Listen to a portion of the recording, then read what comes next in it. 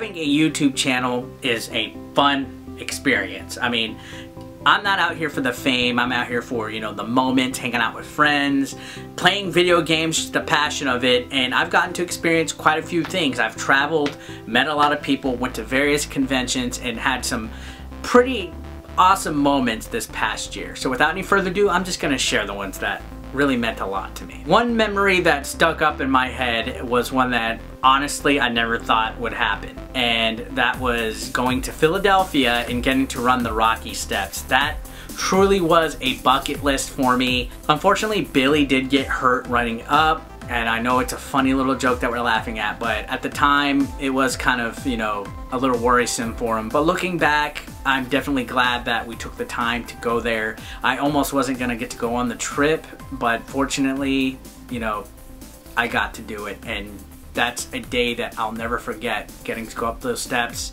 It's something that I've always wanted to do all my life. Next up was actually getting to be part of Alpha Omega Sin panel, not only at Retropalooza, but also at Too Many Games. Now, Alpha is one of my best friends. We do banter a lot, we do talk a lot of shit, but guys, that's just being friends. That's what we do. That's our way of saying we love each other. And it was an absolute honor to be on Alpha's panel. When we're together, us and the Game Chasers with Alpha, magic just happens. We just flow off of each other. It's like watching poetry in motion. We talk about whatever the fuck we want. We just go out there and we have a good time. I personally enjoy being able to act like a jackass in front of you guys at these panels, and the fact that Alpha asked me to be a part of it was just a blessing, and I'll do 1,000 more with him if he wants me to.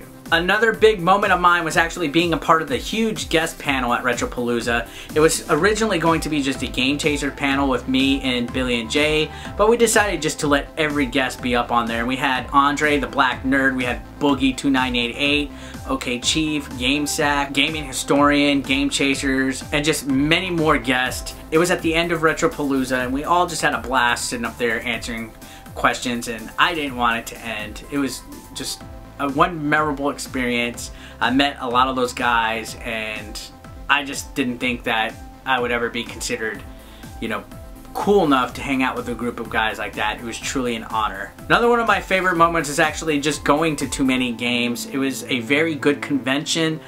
I loved it. I had a blast meeting everybody there, hanging out with all the rest of the Screenwave guys, hanging out with Justin Silverman, getting my ear licked. That convention was just awesome, because it was still kind of small. Not everybody and their mother was just going to it. And I like to be, you know, where it's still a little bit low-key, a little bit more intimate, a little bit more, I guess, private.